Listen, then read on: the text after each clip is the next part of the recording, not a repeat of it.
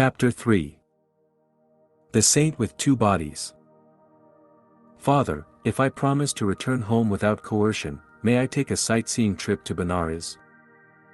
My keen love of travel was seldom hindered by father. He permitted me, even as a mere boy, to visit many cities and pilgrimage spots. Usually one or more of my friends accompanied me. We would travel comfortably on first-class passes provided by father. His position as a railroad official was fully satisfactory to the nomads in the family. Father promised to give my request due consideration. The next day he summoned me and held out a round-trip pass from Bareilly to Benares, a number of rupee notes, and 2 letters. I have a business matter to propose to a Benares friend, Kedarnath Babu. Unfortunately, I have lost his address. But I believe you will be able to get this letter to him through our common friend, Swami Pranabananda. The Swami, my brother disciple, has attained an exalted spiritual stature. You will benefit by his company. This second note will serve as your introduction. Father's eyes twinkled as he added, "Mind, no more flights from home." I set forth with the zest of my 12 years, though time has never dimmed my delight in new scenes and strange faces. Reaching Benares, I proceeded immediately to the Swami's residence. The front door was open. I made my way to a long, hall-like room on the 2nd floor. A rather stout man, wearing only a loincloth, was seated in lotus posture on a slightly raised platform. His head and unwrinkled face were clean-shaven, a beatific smile played about his lips. To dispel my thought that I had intruded, he greeted me as an old friend. "Baba Anand, bliss to my dear one." His welcome was given heartily in a childlike voice. I knelt and touched his feet. "Are you Swami Pranabananda?" He nodded. "Are you Bhagabati's son?" His words were out before I had had time to get father's letter from my pocket. In astonishment, I handed him the note of introduction, which now seemed superfluous. "Of course I will locate Kedarnath Babu for you." The saint again surprised me by his clairvoyance.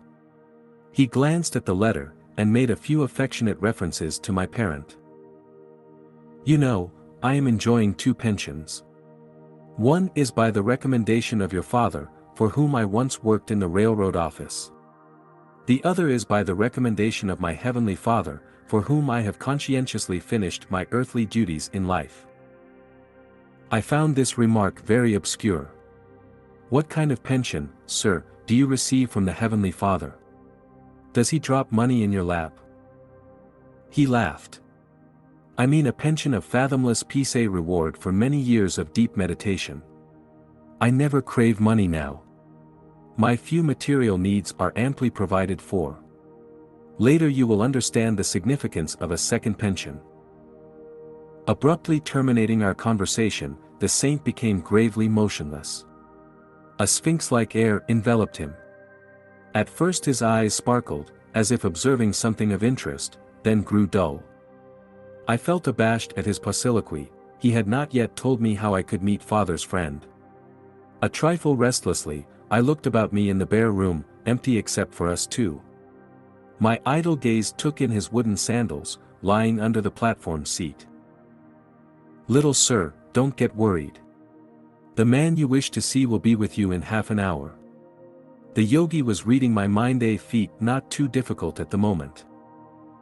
Again he fell into inscrutable silence. My watch informed me that 30 minutes had elapsed. The Swami aroused himself. "I think Kedarnath Babu is nearing the door." I heard somebody coming up the stairs. An amazed incomprehension arose suddenly. My thoughts raced in confusion. How is it possible that father's friend has been summoned to this place without the help of a messenger? The Swami has spoken to no one but myself since my arrival. Abruptly I quitted the room and descended the steps.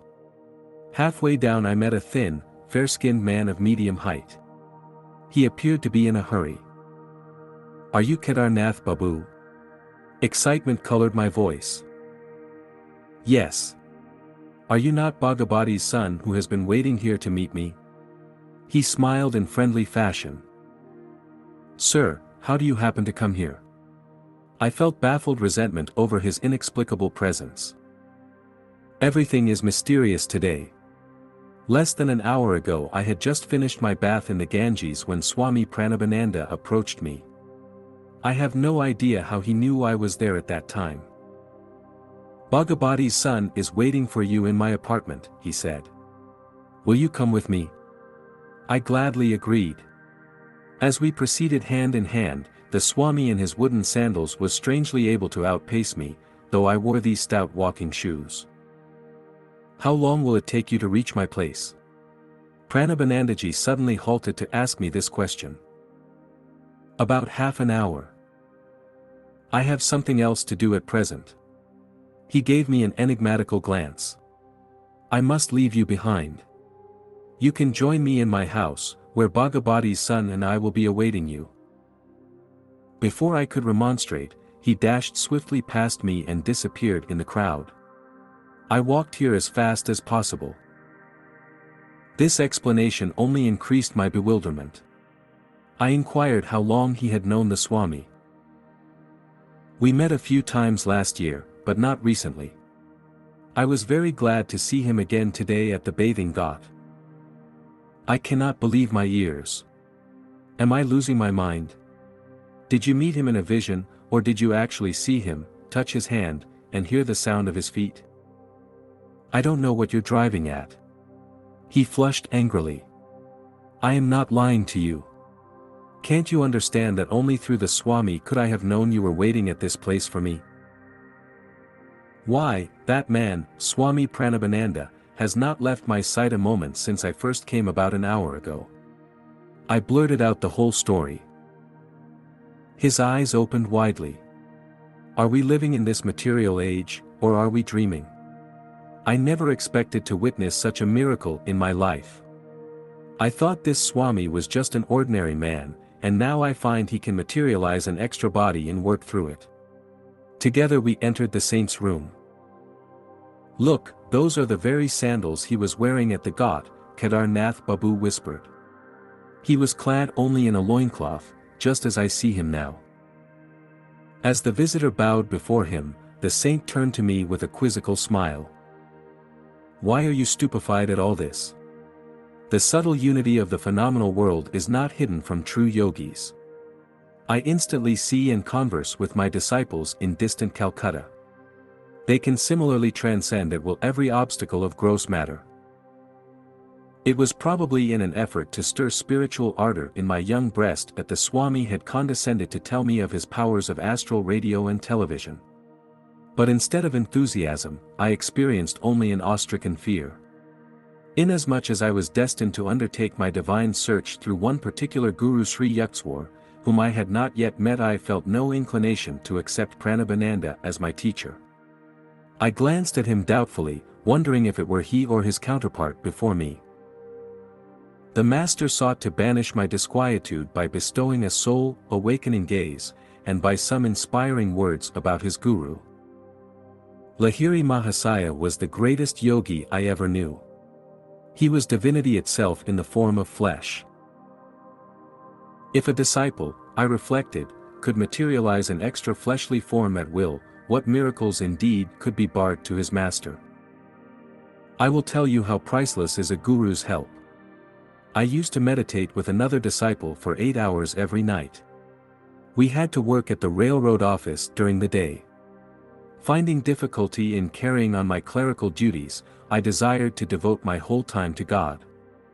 For 8 years I persevered, meditating half the night. I had wonderful results, tremendous spiritual perceptions illumined my mind. But a little veil always remained between me and the infinite. Even with superhuman earnestness, I found the final irrevocable union to be denied me. One evening I paid a visit to Lahiri Mahasaya and pleaded for his divine intercession. My importunities continued during the entire night. Angelic Guru, my spiritual anguish is such that I can no longer bear my life without meeting the great beloved face to face. What can I do? You must meditate more profoundly. I am appealing to thee, O God my Master. I see thee materialized before me in a physical body, bless me that I may perceive thee in thine infinite form. Lahiri Mahasaya extended his hand in a benign gesture. You may go now and meditate. I have interceded for you with Brahma. Immeasurably uplifted, I returned to my home. In meditation that night, the burning goal of my life was achieved. Now I ceaselessly enjoy the spiritual pension. Never from that day has the blissful Creator remained hidden from my eyes behind any screen of delusion. Pranabananda's face was suffused with divine light. The peace of another world entered my heart, all fear had fled. The saint made a further confidence. Some months later I returned to Lahiri Mahasaya and tried to thank him for his bestowal of the infinite gift. Then I mentioned another matter. Divine Guru, I can no longer work in the office. Please release me. Brahma keeps me continuously intoxicated. Apply for a pension from your company. What reason shall I give, so early in my service? Say what you feel. The next day I made my application. The doctor inquired the grounds for my premature request. At work, I find an overpowering sensation rising in my spine. It permeates my whole body, unfitting me for the performance of my duties. Without further questioning, the physician recommended me highly for a pension, which I soon received. I know the divine will of Lahiri Mahasaya worked through the doctor and the railroad officials, including your father. Automatically they obeyed the great Guru's spiritual direction, and freed me for a life of unbroken communion with the Beloved. After this extraordinary revelation, Swami Pranabananda retired into one of his long silences.